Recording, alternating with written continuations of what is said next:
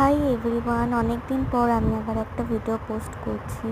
বিগত কয়েকদিন ধরে আমার ভীষণ জ্বর থাকায় কোনো রকম ভিডিও আমি পোস্ট করতে পারিনি। তো সেদিনকে আমার মায়েরও শরীরটা খুবই খারাপ ছিল। তো প্রত্যেকটা রান্নাই আর কি আমাকে করতে হয়েছে। সেটা কোনো ব্যাপার না, আমি মোটামুটি রান্না করতে জানি, কাজ চালিয়ে নেওয়ার মতো রান্না করতে পারি আমি।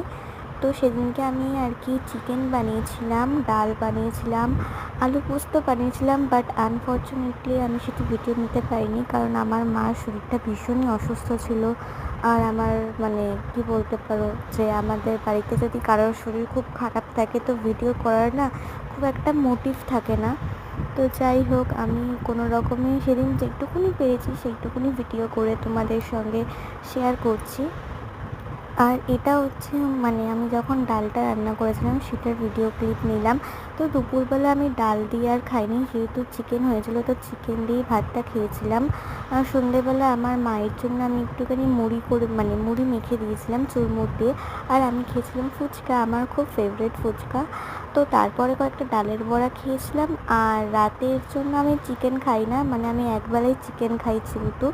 তো রাত্রিবেলা আমি একটুখানি আলু পোস্ত আর ডাল খেয়েছিলাম। তো চলো টাটা।